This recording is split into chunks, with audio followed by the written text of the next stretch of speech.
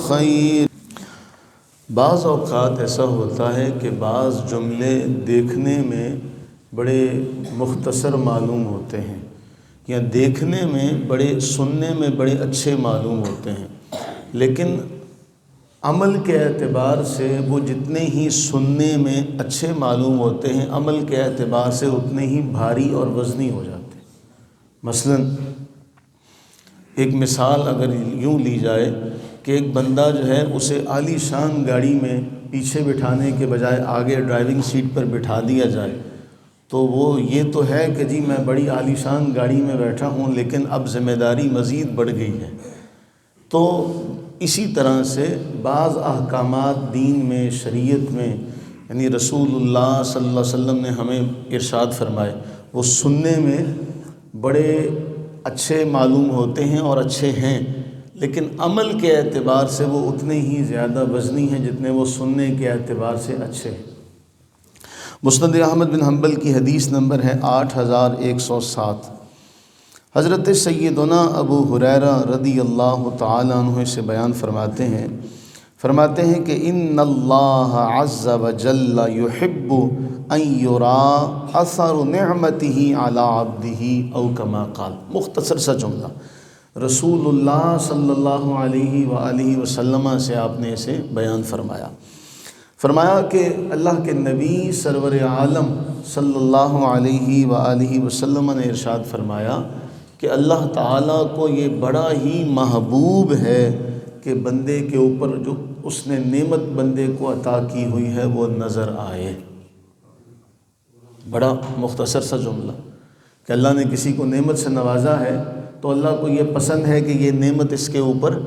نظر آئے۔ اب یہاں تک تو بڑا ہمیں آسان معلوم ہوا، لیکن عمل کے اعتبار سے یہ اتنا مشکل ہے کہ آپ اس کا اندازہ نہیں لگا سکتے کہ رسول اللہ صلی اللہ علیہ وآلہ وسلم نے یہ تو ہمیں خبر دے دی، اطلاع دے دی، فرمان جاری کر دیا کہ اگر کسی کو اللہ نے اپنی نعمت سے نوازا ہے، مال سے نوازا ہے، تو وہ مال اس کے اوپر نظر آنا چاہیے۔ اب دوسری طرف قرآن بیان کرتا ہے ان المبذرین کانوا اخوان الشیاطین، کہ جو فضول خرچ ہیں وہ شیاطین کے بھائی ہیں۔ پھر قرآن بیان فرماتا ہے کہ کلوا واشربوا، کھاؤ پیو، لیکن کھانے پینے میں اسراف نہیں ہونا چاہیے۔ اب اس حدیث کو سوچئے، فرمایا جس کو اللہ نے مال سے نوازا ہے وہ مال اس کے اوپر نظر آئے، وہ لباس بھی اچھا پہنے، کھائے پیے بھی اچھا، حدود شریعت میں رہتے ہوئے، شریعت کی حدود میں رہتے۔ یعنی اب یہ نہیں ہے کہ جی میرے پاس مال زیادہ تو میں لوگوں کی نیند غارت کروں،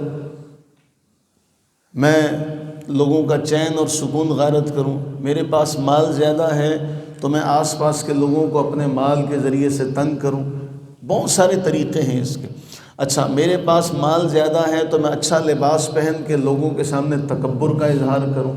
نہیں، جس کو اللہ نے مال نوازا ہے، مال عطا کیا ہے، اس کی پھر ذمہ داری بہت زیادہ ہے کہ وہ لوگوں کے سامنے رول ماڈل بنے۔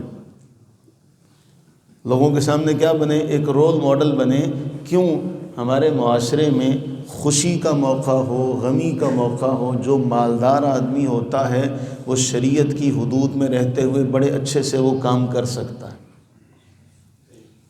ہے نا؟ کیونکہ جو کمزور آدمی ہوگا اس کو تو آگے ہر بندہ تانے دے گا، اس کو تو آگے ہر بندہ پوچھے گا تو نے یہ کیوں نہیں کیا۔ مثلا فوتگی کا معاملہ ہو جاتا ہے، امیر آدمی جو ہے وہ فوتگی کے موقع پر شرعی حدود میں رہتے ہوئے سارے کام کرے گا، کوئی اسے برا نہیں کہے گا، اسے کہہ کوئی نہیں سکتا۔ اگر غریب آدمی وہ اہتمام نہیں کرے گا، اسے کہیں گے تو نے کھلایا نہیں ہے، تجھے تو باپ مرے کا دکھ نہیں ہے، تجھے تو ماں مرے کا غم نہیں ہے، تو نے فلاں کی دعوت نہیں کی، تو نے فلاں کی دعوت نہیں کی۔ جیسے ہمارے معاشرے میں جو مالدار طبقہ ہے، جس کو اللہ نے مال سے نوازا ہے، وہ خوشی کے موقع پر یتیموں کے جو گھر بنے ہوئے وہاں چلے جاتے، یتیم بچوں کے ہاں اپنی خوشی کا موقع گزارتے ہیں، لوگ اس کو بڑا سراہتے ہیں کہ جی بڑا اچھا کام کیا۔ تو جس کو اللہ نے مال سے نوازا ہے اس کی ذمہ داری بڑھ گئی، اس کی ذمہ داری بڑھی اس اعتبار سے کہ وہ خوشی کے موقع پر بھی اسراف نہ کرے، غمی کے موقع پر بھی اسراف نہ کرے، تاکہ دوسروں کے لیے وہ ایک نمونہ بنے، ایک اسوہ اس کا بنے کہ بھئی فلاں نے یہ کام کیا تھا، میں بھی یہ کام کروں۔ ہمارے ہاں دیکھا دیکھی کا ماحول ہے۔ اگر کوئی مالدار آدمی خوشی کے موقع پر اسراف سے کام لے گا، مجھے تو اللہ نے مال سے نوازا ہے تو میں تو کر سکتا ہوں، میں اس کو افورڈ کر سکتا ہوں، تو جو کمزور طبقہ ہوگا وہ اس حکایت پر، اس محاورے پر عمل کرے گا کہ اگلے دا منہ لال ہے اپنا چنڈا مار کے لال کر لو، وہ اس پر عمل کرے گا۔ تو بظاہر یہ بڑا مختصر سا جملہ ہے، لیکن اپنے اندر حقیقت اور معانی اور عمل کا ایک ایسا بھاری وزن لیے ہوئے ہے کہ ایک نعمت آپ کے اوپر نظر بھی آئے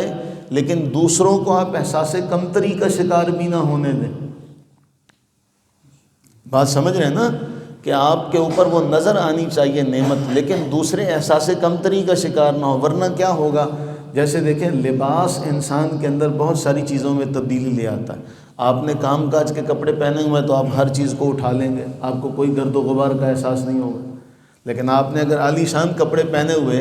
اور آپ کو کہا جائے کہ بھئی یہ کپڑا جھاڑ دو، یہ دری جھاڑ کے بچھا دو، تو آپ اپنے کپڑوں کو سلوٹوں سے بھی بچائیں گے۔ بلکہ ہم نے تو دیکھا، آپ نے بھی مشاہدہ کیا ہوگا کہ عید کے موقع پر بھی کئی ایسے بے وقوف ملتے ہیں کہ جی ہم نے کپڑے جو ہے وہ بعد میں جا کر پہننے کے، جی مسجد میں بیٹھنے کے بعد نماز پڑھنے کے بعد سلوٹیں پڑ جائیں گی، یا کئی کاٹن پہن کر آ جائیں گے تو نماز پڑھتے ہوئے اپنے کپڑوں کو بڑا سمیٹ کے نماز پڑھیں گے، جی کپڑوں پر سلوٹیں نہ پڑ جائیں۔ تو جو مال اللہ کے راستے میں خرچ نہ ہو، جو مال اللہ کے راستے میں خرچ، مجھے اللہ نے عالی شان کپڑا دیا ہے، میں وہ پہن کے سب سے پہلے اس کے حضور سجدہ نہ کروں تو شکر کیسے ادا ہوگا؟ تو عزیزو، یہ جو معاملہ ہے یہ معاملہ بہت ہی اہم ہے، حساس ہے، کہ جس کو اللہ نے مال سے نوازا ہے وہ ہر موقع پر اس کا خیال کرے کہ میں لوگوں کے لیے مشعل راہ بنوں۔ یہ نہ ہو کہ وہ خوشی کے موقع پر، شادی کا موقع ہے تو وہ گھوڑے بھی بلوا لے، وہ ہر عیش و عشرت کا کام کرے تاکہ دوسروں کی جو شادیاں ہیں ان کو خراب ہو، دوسروں کے جو بچے ہیں وہ کہیں گے، کیونکہ بچے اس چیز کو نہیں سمجھتے۔ بچے دیکھا دیکھی کیا کریں گے؟ اپنے ماں باپ کو تنگ کریں گے، جی ہم نے بھی ایسا ہی کرنا، کیونکہ نیکی میں ہم بہت کم دوسرے کو مثال سمجھتے ہیں، برائیوں کے معاملے میں، دنیا داری کے معاملے میں ہم ایک دوسرے کی نقالی کرتے ہیں، ایک دوسرے کے نقش قدم پر چلتے ہیں۔ دین کے معاملے میں ایسا نہیں ہوتا، کبھی بھی دین کے معاملے میں ایسا نہیں ہوگا کہ جی فلاں کا بچہ جو ہے وہ دین پر چل رہا ہے تو میرا بچہ بھی دین پر چلے، فلاں آدمی جو ہے وہ دینداری کے راستے پر ہے تو میں بھی دینداری کے راستے پر چلوں۔ ہاں، دنیا داری میں آپ چلے جائیں تو پھر ہر آدمی آپ کے نقش قدم پر چلنے کی کوشش کرے۔ اللہ سے دعا کریں کہ اللہ تعالی ہمیں دین میں ایک دوسرے کے نقش قدم پر چلنے کی توفیق عطا فرمائے،